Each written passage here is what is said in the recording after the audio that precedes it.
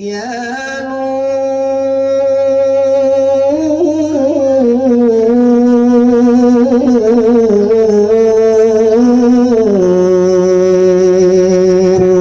ya Nur, ya Nur, ya Sayyidi, ya Maulana Muhammad.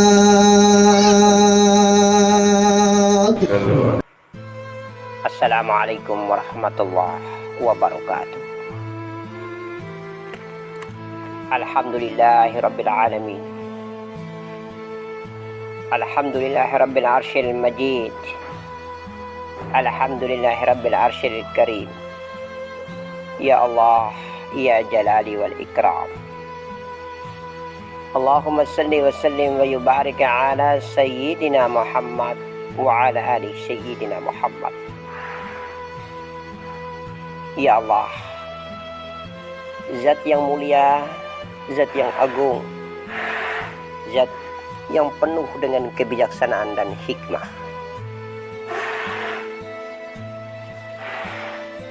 Engkau telah mengutus jasad manusia mulia di muka bumi, baginda Nabi Muhammad sallallahu alaihi wasallam.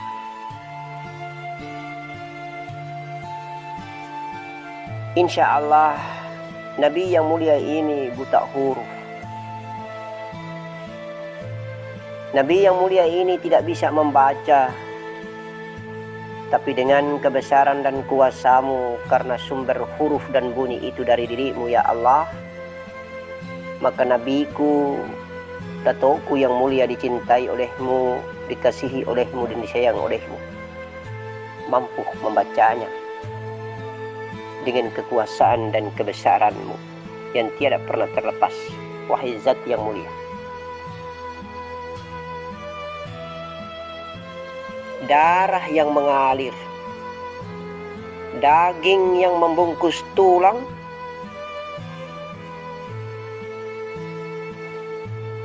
kulit, urat dan bulu, jantung, empedu, limpa hati dan paru-paru, semuanya berasal dari setetes mani dan sel ovum. Batang tubuh yang hina dina ini, raga yang begini tampan dan cantik ini, semuanya berasal dari setetes mani dan sel ovum. Wa ja'alna min baini sulbi wat taraib.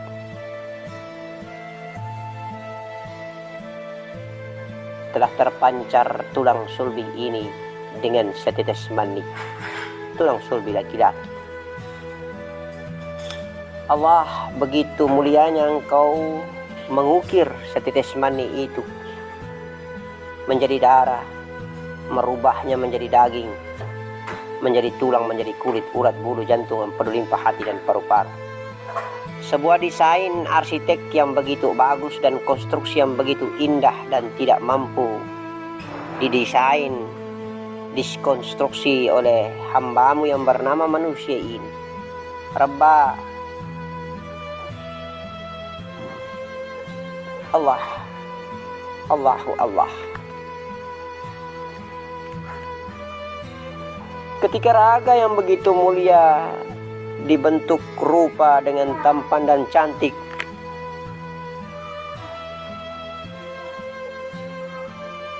Allahumma salli ala Sayyidina Muhammad wa ala ali Sayyidina Muhammad, masih dalam keadaan beku, kaku dan mati, belum bergerak. Walaupun sudah sempurna profil batang tubuh yang indah ini,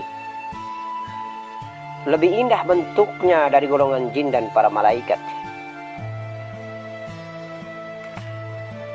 Kemudian dengan hakiki tertinggi Engkau utus bagian dari unsur Zat-Mu, bagian dari kuasa kesaktian-Mu, bagian daripada sifat-Mu, bagian daripada diri-Mu yang Kau zahirkan sebagai sifat yang bernama Nur Muhammad, yang bernama Ruh Muhammad, ke dalam batang tubuh ini. Baru bergeraklah dia di saat umur 4 bulan 120 hari di alam rahim. di dalam kandungan seorang ibu mulia. Bergeraklah. Lalu ibu ini berkata, sudah bergerak anakku, wahai suamiku. Sudah bergerak. Anak kita sudah bergerak. Suami bangga, bersyukur kepada Allah yang maha mulia. Maka menciumlah perut istrinya. Sebagai tanda syukur, ya Allah, sudah ada kehidupan anakku. Itulah kehidupan. Telah ada nafas anakku. Itulah nafas. Telah hadir jiwa yang menyatu dengan raganya. Itulah jasmani dan ruhani. Jiwa, nafas, jiwa, dan cahaya ilahi. Nur Muhammad, Ruh Muhammad. Mari kita duduk sebagai manusia yang baik dan benar, yang telah masuk ke dalam agama Allah bernama Islam, yang mengikuti syariat baginda Nabi Muhammad sallallahu alaihi wasallam. Insyaallah, maka jelas kita menarik kesimpulan bahwa kehidupan ini adalah merupakan perantauan yang panjang. Kehidupan ini adalah merupakan perenungan atau tafakur yang panjang. Merenung diri dari hari ke hari, jam, detik, dan waktu ini tidak terbatas. Ya Allah, sebenarnya untuk apa aku diutus menginap lama di dalam batang tubuh ini? Inilah batang tubuh mencari tahu tentang hakikat dirinya yang diutus, sehingga diri batang tubuh ini menjadi hidup dan dihidupkan. Inilah barangkali asal muasal kita belajar mau mengenal diri, karena kita belajar mau mencari tahu tentang diri kita, karena kita belajar mau mencari tahu tentang riwayat asal usul diri kita. Pertama, diri batang tubuh ini berasal dari setetes mani dirubah menjadi darah, daging, tulang, kulit, urat, bulu, jantung, empedu, limpa, hati, paru-paru. Kemudian umur 120 hari dalam kandungan ibu dititipkanlah sebuah hal yang sangat gaib, namanya jiwa, napas, Nur Muhammad, Ruh Muhammad. Baru hiduplah diri sebagai profil yang utuh jasmani dan ruhani yang bernama manusia. Kemudian setelah dilahirkan di muka bumi, diberikan hidayah oleh Allah. Allah juga lah yang membuat berpikir, merenung dan bertafakur agar tahu tentang asal usul diri, agar tabe menghargai, tahu sopan santunnya tentang asal usul diri ini. Oh, ternyata saya berasal dari Allah. Allah lah yang mengutus aku Nur Muhammad ini dan menginap lama di batang tubuh. Ketika aku Nur Muhammad ini berada pada mani, hiduplah mani. Ketika aku pindah pada darah, hiduplah darah. Ketika aku Nur Muhammad ini berada pada daging, hiduplah daging. Ketika aku Nur Muhammad ini berada pada tulang, hiduplah tulang. Dan ketika aku Nur Muhammad ini berada pada kulit, urat, bulu, jantung, empedu, limpa, hati, dan paru-paru, hiduplah semuanya. Ternyata aku Nur Muhammad berasal dari Allah, zat Allah. Ana minurilah al-alamina minuri. Aku dari cahaya Allah, dan karena cahayaku Nur Muhammad ini, maka seluruh alam raya tercipta. Aku diutus oleh Allah sebagai Nur Muhammad ini, berada di batang tubuh ini. Apa maksudnya? Apa tugasku? Sedangkan aku sudah lama sekali dalam umur jasadku, sudah 50 tahun, sudah 60 tahun, sudah 40 tahun lebih, sudah 30 tahun lebih. Sepanjang aku hidup di batang tubuhku ini hanya tahu makan, minum, makan, minum, makan, minum, tidur, makan, minum, tidur. Tidak pernah mau belajar dari mana asalnya, sehingga dia bisa mengenal aku Nur Muhammad, sehingga aku bisa membawa dan menghantarnya ke zat yang menciptakan aku dan dirinya. Aku dikawal oleh dua nafsu, nafsu rabania, nafsu asli diriku, dan nafsu bumi akibat daripada batang tubuhku ini makan makanan bumi dan minum minuman bumi. Tetapi saking rakus dan serakahnya, berhari-hari dia hanya pikir tentang dunianya, buminya, yaitu hartanya, uangnya, pangkatnya, jabatannya, kekayaannya, kebanggaannya, kesombongannya, dipuji-puji, dia senang, mencari-cari sensasi dan jalan cinta dan cerita orang lain kepadanya. Dia bangga dan takabur kalau dipuji dan disanjung. Dia menganggap dirinya paling tinggi daripada orang lain, bersangka orang lain. Semua ini merupakan kumpulan akumulasi kehidupan bumi yang dia utamakan. Dia diperdayakan oleh pandangan matanya, diperdayakan oleh perjalanan akal dan angan-angannya yang panjang-panjang dan panjang, cita-cita dan ambisinya yang panjang-panjang dan panjang. Keserakahan-keserakahan bumi telah menutup dirinya untuk mau mencari tahu dan menengok ke belakang. Kira-kira adakah temanku yang bernama nafsu rabania? Kira-kira adakah asal diriku sehingga aku nafsu bumi ini dan nafsu rabania mengkawal yang bernama Nur Muhammad? Allahumma salli ala Sayyidina Muhammad. Dunia dan bumi ini pantaslah teramat sangat kotor.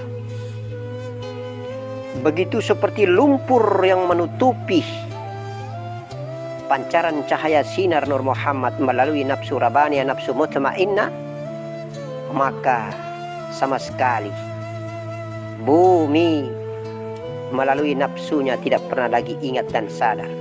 Walaupun dia tengok ke belakang, tetapi tertutup dinding tebal dan hijab keduniaannya. Hubbud dunia, dia telah mempertuhankan dunia daripada Allah yang menciptakan dunia. Dia telah mempertuhankan hartanya, pangkat, jabatan dan kedudukannya daripada Allah yang menciptakan harta, pangkat, jabatan dan kedudukannya.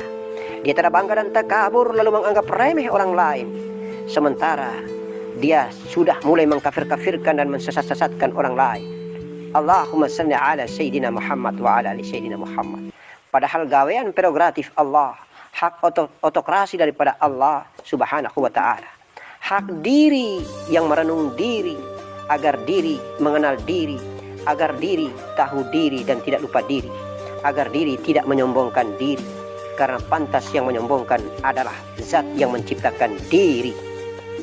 Allahumma salli ala Sayyidina Muhammad wa ala ali Sayyidina Muhammad. Kehidupan bumi yang begitu bergelora, panas, kotor,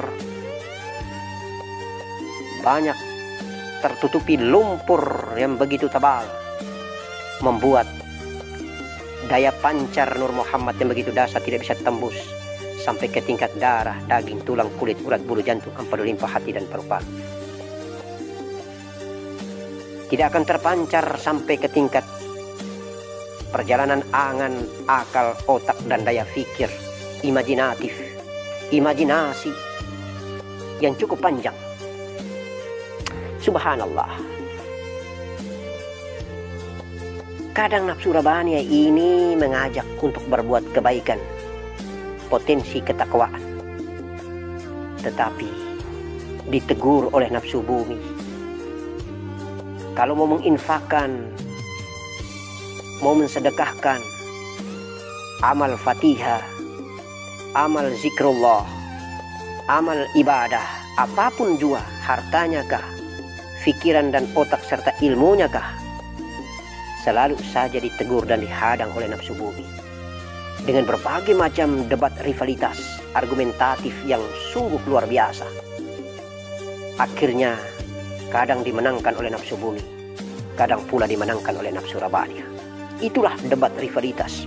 Hidup ini panjang dengan perdebatan rivalitas antara nafsu bumi dan nafsu rabania, antara fujuroha dan wataqwaha, antara potensi keburukan dan potensi kebaikan.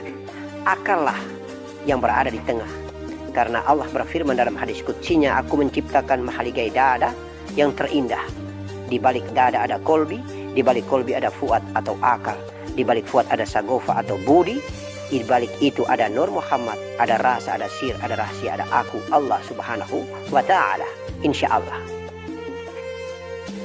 Allahumma salli ala Sayyidina Muhammad wa ala ali Sayyidina Muhammad. Oleh karena itu sebenarnya hidup ini adalah merupakan perenungan yang panjang, perenungan yang panjang.